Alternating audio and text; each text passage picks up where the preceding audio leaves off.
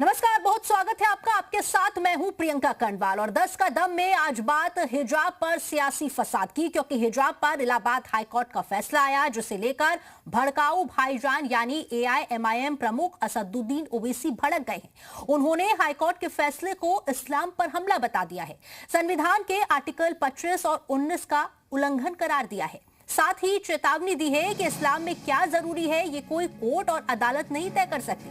ऐसे में सवाल है कि क्या धर्म कानून से ऊपर हो गया है? स्कूल में क्या होगा क्या नहीं होगा ये इस्लाम तय करेगा। देखिए, स्कूल में हिजाब को लेकर ओवैसी का ये बड़ा बयान सामने आया है। एआईएमआईएम चीफ ओवैसी का ये बड़ा बयान। आज इलाहाबाद हाई कोर्ट का जजमेंट आया। हमारी एक बेटी स्कूल में हिजाब पहन रही थी। हिजाब पहन के कोर्ट ने कह दिया कि हिजाब आप नहीं पहन सकते। मैं इस हाई कोर्ट के जजमेंट के खिलाफ हूं, इससे एग्री नहीं करता हूं। क्यों? क्योंकि साबरीमाला केस सुप्रीम कोर्ट में चल रहा है और Supreme Court reserve for judgement है। इलाहाबाद हाई कोर्ट के फाजिल जजेस को अपना जजमेंट रोकना चाहिए था। जब Supreme Court is seized of that matter, 9 जजेस ये डिसाइड कर रहे हैं। क्या डिसाइड कर रहे हैं? कि एसेंशियल क्या है, what is essentiality, what is essential, और फिर क्या रिलीजियस जो हमारी इबादतें हैं वो भी प्रोटेक्ट करेंगे नहीं करेंगे। और आज का फैसला ये भारत की आईन की दफा 25 और 19 के खिलाफ है। मैं कपड़े पहनता हूं, सिख हमारे बेटियां और हमारे बच्चे पहनते हैं। आप होते कौन है इस्लाम के एसेंशियलिटी को डिसाइड करने वाले? गलत है, बल्कि ये तो इस्लाम पर हमला है यह फैसला।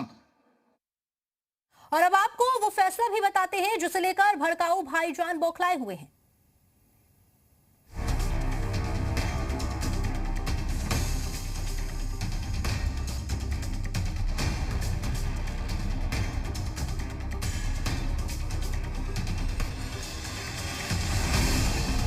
हिजाब को मजहब से जोड़ने वाले, हिजाब को इस्लामिक आस्था का हिस्सा बताने वाले इलाहाबाद हाई कोर्ट के एक फैसले से बिलबिला रहे हैं, छटपटा रहे हैं। क्योंकि इलाहाबाद हाई कोर्ट ने मजहबी लिबास यानी हिजाब पहनने की एक याचिका को खारिज करते हुए आदेश दिया है कि स्कूल में स्कार्फ या हिजाब की अनुमति नहीं होगी। स्कूल की निर्धारित यूनिफॉर्म का पालन जरूरी है। हिजाब इस्लाम का अनिवार्य धार्मिक हिस्सा नहीं है। हिजाब नहीं पहनने से आस्था खतरे में नहीं पड़ेगी। मुस्लिम छात्रा ने हिजाब पहनने की अनुमति मांगी थी। हमारी दलील ये थी कि भाई चूंकि वहाँ स्कूल में वो पढ़ रही थी क्लास 6 to 10, अगर स्कूल मैनेजमेंट को उसको रोकना था तो क्लास 6 से ही रोक देते कि नहीं, आपको यहाँ पर ड्रेस कोड में ही फॉलो करना पड़ेगा। आप क्लास 6 to 10 तक परमिट किया, अचानक 11th में रोक दिए। तो वो ये इसी चीज़ों को लेकर के हम यहाँ पर आए थे। सेक्शन 19(1) के हवाला भी दिया गया। बता दें कि प्रयागराज के टैगोर पब्लिक स्कूल में पढ़ने वाली 11वीं की एक छात्रा ने स्कूल यूनिफॉर्म के साथ हिजाब पहनने की अनुमति मांगी थी, मगर इलाहाबाद हाई कोर्ट ने इस याचिका को न सिर्फ खारिज किया बल्कि इसके साथ ये नसीहत भी दी कि स्कूल को अपना यूनिफॉर्म कोड लागू करने का पूरा अधिकार है और धार्मिक प्रथा के नाम पर इससे खिलवाड़ नहीं किया जा सकता। कोर्ट ने यह भी रिमार्क किया कि किसी भी शैक्षिक संस्था में अगर कोई यूनिफॉर्म है या कोई वहाँ पर ड्रेस है तो सभी छात्र छात्राओं को उसका पालन करना चाहिए और किसी को अलग से कोई नियम नहीं बनाना चाहिए। मतलब ये कि यूपी के स्कूलों में अब सीधे तौर पर ड्रेस कोड लागू हो चुका है। इलाहाबाद हाईकोर्ट के इस फैसले के बाद स्कूलों में यूनिफॉर्म पहनना अनिवार्य हो चुका है, क्योंकि इस फैसले का उद्देश्य स्कूलों में अनुशासन, समानता और एकरूपता को बढ़ावा देना है। लेकिन कट्टरपंथियों को इसमें भी साजिश नजर आ रही है। बस फिर क्या, जैसे इलाहाबाद हाईकोर्ट ने आदेश दिया, फौरन मौलाना मौलवी इसका विरोध करने लगे, इस फैसले को मजहबी तराजू में तोलने लगे। इलाहाबाद हाईकोर्ट में जो ये सेंटेंस कहा है कि हिजाब इस्लाम का हिस्सा नहीं है, मैं ये समझता हूं कि हिजाब के लिए कुरान करीम में वाज़े तौर के ऊपर लिखा है कि हिजाब औरत को करना चाहिए और इस्लाम का ये अहम हिस्सा है। हिजाब औरत के ऊपर वाजिब है, कंपलसरी है, जरूरी है। मैं मानता हूं कि स्कूल के अपने नॉर्म्स होते हैं, लेकिन ड्रेस पर नॉर्म्स को नहीं थोपा जा सकता। एक बच्ची अगर हिजाब में रहना चाहती है, अपने साधारण कपड़ों में रहना चाहती है, स्कूली यूनिफॉर्म उसको अच्छी नहीं लगती, तो फिर उस पर नहीं थोपा जा सकता कि नहीं आपको स्कूल की यूनिफॉर्म ही पहननी पड़ेगी। कुछ लोगों के दिमाग में इस्लामोफोबिया है, मुसलमानों से दुश्मनी है, हिजाब के नाम को लेकर इस तरह की बातें होती हैं जो नहीं होनी चाहिए।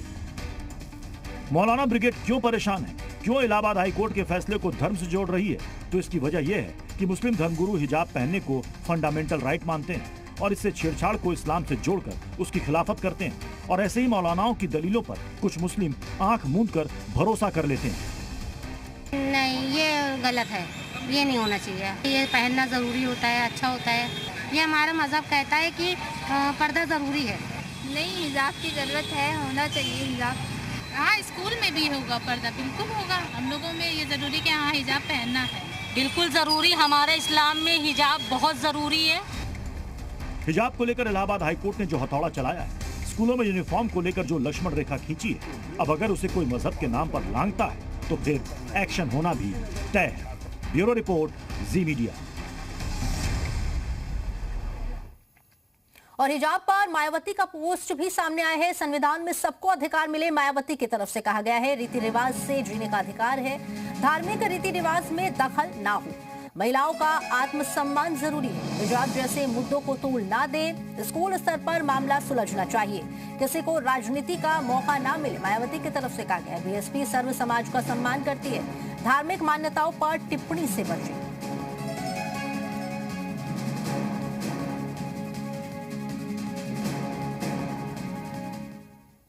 और चलिए अब इसी मुद्दे पर बातचीत करने के लिए हमारे साथ हमारे तमाम गेस्ट भी जुड़ चुके हैं। मैं आपका परिचय करा दूं, रत्नाकर सिंह प्रवक्ता है बीजेपी से, राज शर्मा प्रवक्ता है कांग्रेस से, प्रोफेसर कालीचरण दलित चिंतक हैं, अफला उल हक मुस्लिम स्कॉलर हैं।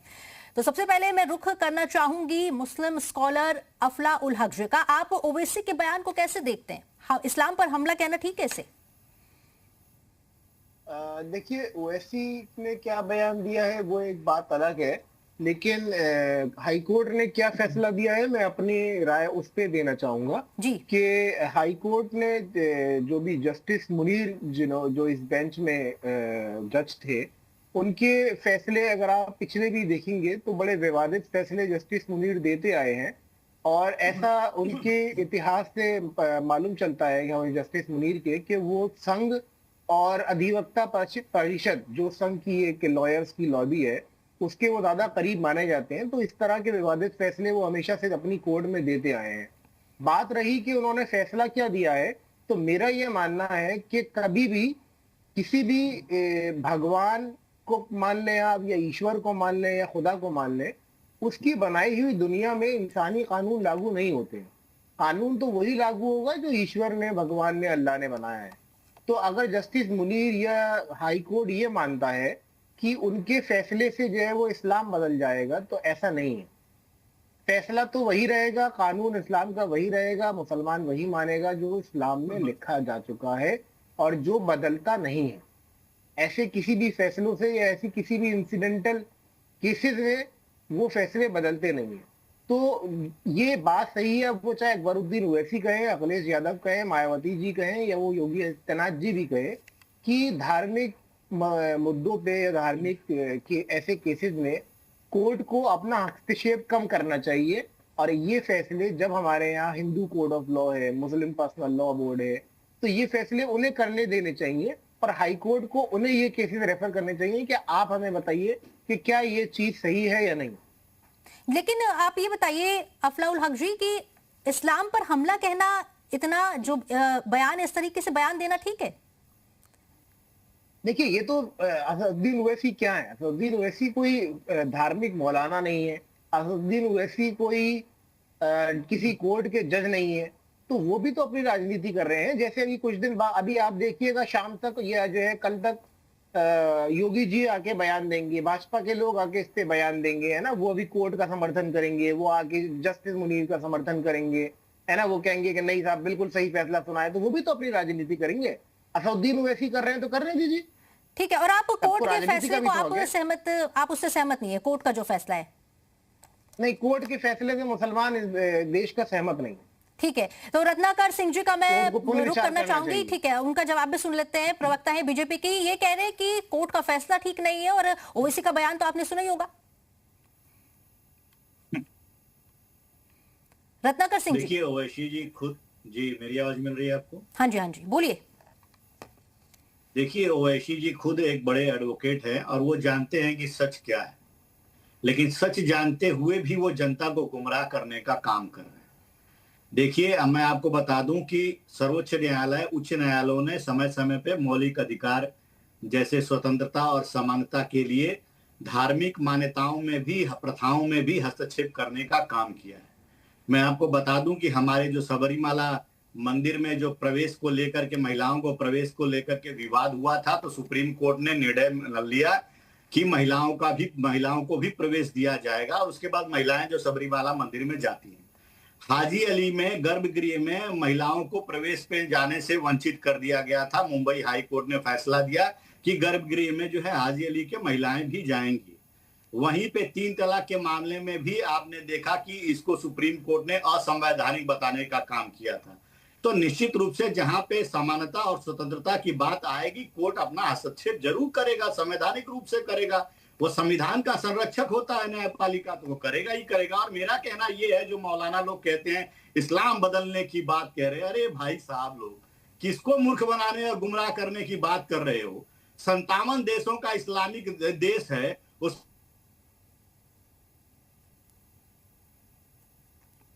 चलिए ठीक है, रत्नाकर सिंह जी को सुन रहे थे हम। एक बार कांग्रेस प्रवक्ता राज शर्मा जी का भी इस पर रिएक्शन ले लेते हैं। आप इस कोर्ट के फैसले को और ओवैसी के बयान को कैसे देखते हैं? मेरी आवाज हाँ जी, हाँ जी, हाँ जी, मिल रही है। अब पहले कांग्रेस प्रवक्ता का भी जवाब सुन लेते हैं, आपके पास लौटूंगी। राज शर्मा जी बोलिए। नहीं, अंतिम बात कर रहे हो मैडम, अंतिम बात कह रहा हूँ। हाँ जी, हाँ जी, हाँ जी, बोलिए। चलिए, उसके बाद ठीक है, ठीक है, बोलिए बोलिए जी। देखिए 57 इस्लामिक देश हैं इस विश्व में, और 57 इस्लामिक देशों में 24 ऐसे देश हैं जहां पे आंशिक रूप से या पूर्ण रूप से हिजाब और बुर्का जो है प्रतिबंधित किया जाता है। तो ये किस इस्लाम को बदलने की बात कर रहे हैं भाई? हम व्यक्तिगत पसंद, स्कूल में एक ड्रेस कोड होता है, शिक्षा नीति के अनुसार स्कूल जो है वो ड्रेस कोड निर्धारित करता है, और ये व्यक्तिगत पसंद की कोई जगह नहीं होती है। आपको अगर व्यक्तिगत पसंद करना है, अगर बुर्का ही पहनाना है, तो धार्मिक स्कूलों में ले जाकर एडमिशन करा दीजिए। हम लोगों को वहां पे शिक्षित करने के लिए और नौनिहालों को देश में आगे बढ़ाने के लिए यह कार्य कर रहे हैं। अगर धार्मिक मान्यता ही माननी है तो धार्मिक स्कूलों में ले जाकर के आप एडमिशन कराइए। ठीक है, कौन रोका है? किसने रोका है? ठीक है, ठीक है, इस्लाम की बात कहते हैं, मैंने बताया। ठीक है रत्नाकर सिंह जी, ठीक है, इस्लामिक देशों में भी बुर्के पे बैन है। ठीक है, कांग्रेस का रिएक्शन ले लेते हैं, लेकिन अफलाउल हक जी, मैं आपको इस पर आपका जवाब चाहूंगी, लेकिन पहले कांग्रेस का रिएक्शन ले लेते हैं। देखिए, मैं एक बात कहता हूँ, ये देश की संस्कृति नहीं कि जिसपे हम कोर्ट के डिसीजन पे आवाज उठाएं। बार बार कोर्ट के डिसीजन पे आवाज उठाना भी देश के लिए हित नहीं होता। ये बात सही है कि भारतीय जनता पार्टी एक आपस में लड़ाने की वो रखती है, लेकिन आज मैं भारतीय जनता पार्टी की बात करना पसंद नहीं करूंगा। लेकिन एक मेरा व्यक्तिगत रूप से भी कहना है, जहाँ कॉलेज या जहाँ स्कूल है वहां पे कोई धर्म नहीं है। हम यहाँ पे 6 से 7 धर्म के लोग रहते हैं। मैं नहीं मानता कि किसी कॉलेज में किसी भी जगह पे, पढ़ने वाली जगह पे डिस्क्रिमिनेशन जात के आधार पे हो। ये अच्छी बात देश के लिए और स्वयं पे किसी भी समुदाय के लिए नहीं है। अब देखिए ना, कोई सी बड़ी, कुछ तो एंकर भी नहीं हिजाब लगाती है, हम उन पे भी लगा लेते। ये आदमी एक तो अपनी चॉइस। और एक और बात है, अगर आप मेरे घर पे रहोगे, मेरा मान लो घर है, तो मेरी थोड़ी तो बात मानेंगे। आप स्कूल पे जाओगे तो स्कूल का कुछ तो मानोगे ना यार। कॉलेज है, वहां सब बच्चे एक बराबर हैं, कोई हिंदू मुस्लिम सिख ईसाई नहीं है। वहां बच्चा भारत की संतान है। इसलिए मेरा ये मानना है कि स्कूल कॉलेज में जहां पर बच्चा पढ़कर इस देश को विकसित बना सकता है, वहां पे जात धर्म की बातें करना ना तो ओवैसी को शोभा देते हैं, ना मुझे, ना रत्नाकर जी को। अभी रत्नाकर जी इधर उधर की बातें कर रहे थे। मैं डायरेक्ट कहने वाला व्यक्ति हूं, ब्लंटली कहता हूं, मुझे सिर्फ इतना कहना है, ओवैसी जैसे ही इस देश को खराब कर रहे हैं, और देश को खराब किस तरह कर रहे हैं? भारतीय जनता पार्टी को फायदा पहुंचा के। अरे क्या मतलब है यार? कोर्ट ने डिसीजन दिया, ठीक है, बच्चे कई मुसलमान दोस्त हमारे हैं, उनकी बहनें आती हैं, वो हिजाब नहीं पहनती, कोई दिक्कत नहीं होती है। अब अपने हिसाब से चलाना चाहोगे, मैं अपने हिसाब से चलाना चाहूंगा, नहीं चलेगा। अब बीजेपी को लेकिन क्या है, बीजेपी की मंशा में शंका है। बीजेपी इस बात के लिए बदनाम है कि ये देश को आपसी धर्म और आपसी जाति में लड़ाना चाहती है, इसलिए। लेकिन सर, बीजेपी की तो यहाँ पर देखिए, बीजेपी की बात बाद में करेंगे ना, पहले कोर्ट के फैसले पर हमें जवाब देना चाहिए। कोर्ट के फैसले का सम्मान है कि नहीं, उस पर बात होनी चाहिए। नहीं, मैंने तो कह दिया ना जो कहना था, शायद आपने सुना हो। हाँ जी, कोर्ट के फैसले का आप सम्मान करते हैं ना? मैं कितनी बार कहूंगा, एक हाँ बार तो जी, एक ठीक बार है, कहूं या ठीक है, 100 बार ठीक है, कहूं, पर अब उतना ही नहीं, होता ठीक है। है, अब दलित चिंतक हैं प्रोफेसर कालीचरण जी, उनका भी रुख कर लेते हैं। आपका इस पूरे फैसले पर क्या रिएक्शन है, आपको बता दीजिए। देखिए, दरअसल बात यह है कि जब तक सुप्रीम कोर्ट और हाई कोर्ट में रिजर्वेशन लागू नहीं होगा, तब तक इस तरह के विवादास्पद फैसले आते रहेंगे।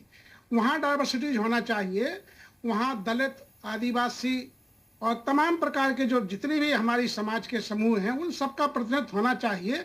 अभी हमारे एक साथी ने कहा इसी पैनल में कि वो जो मजिस्ट्रेट ने जो निर्णय दिया है न्यायाधीश जी ने, वो विवादास्पद इस तरह के देते रहे हैं। वैसे ये स्त्री स्वातंत्र का मैं पक्षधर हूँ।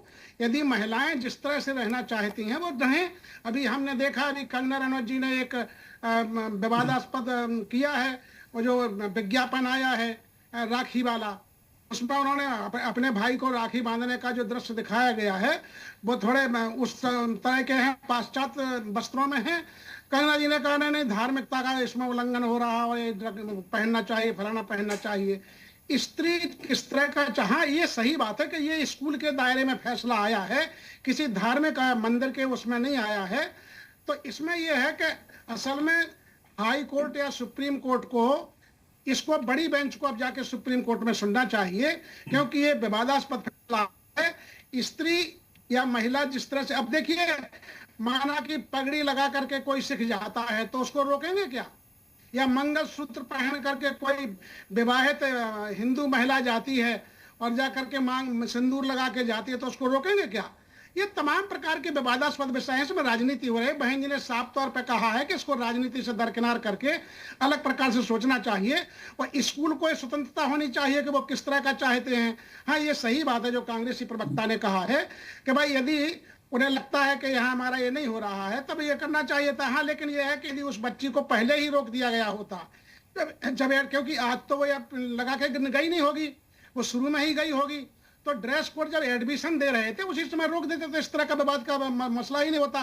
भाई आपका स्कूल है, आप उसके प्रधानाचार्य हैं, प्रबंधक हैं, तो ड्रेस कोड को उसी दिन लागू कर देते। क्या ये बताया? मुझे पता नहीं है कि वो लड़की कौन सी क्लास में पढ़ रही है, कितने साल से वहां पढ़ रही है। तो आजकल इस तरह के विवादास्पद फैसले स्वयं मजिस्ट्रेट दे रहे हैं और हमारी जो अखंडता की विरासत है उसको परेशान कर रहे हैं।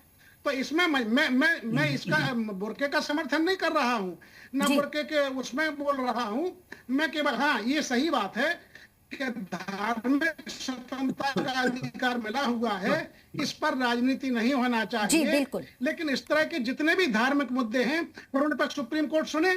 जी ठीक है, ठीक है। अब अफला उल हक जी का रुख कर लेते हैं। रत्नाकर जी का आप जवाब दीजिए। उनकी तरफ से देखिए कहा जा रहा है कि हर जगह धर्म को इस तरह से नहीं लाया जा सकता और स्कूल है तो वहां पर पढ़ाई होनी चाहिए। मैडम, मैं दोनों ही प्रवक्ताओं को, कांग्रेस और भाजपा को, दोनों को एक ही जवाब देना चाहूंगा।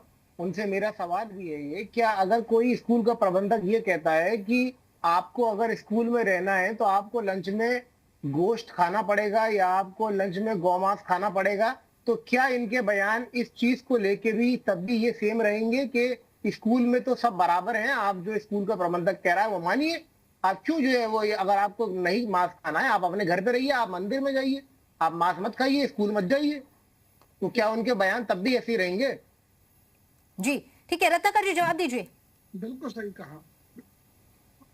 देखिए, ये मुस्लिम स्कॉलर हैं, इनको शायद जानकारी होनी चाहिए कि शिक्षा नीति के अनुसार स्कूल, कॉलेज, यूनिवर्सिटी जो है अपने ड्रेस कोड, खान पान के जो वेज होगा, नॉन वेज होगा, वो निर्धारित करता है और जो निर्धारित करता है वो सभी छात्रों पे अप्लाई होता है, चाहे वो हिंदू हो चाहे मुसलमान।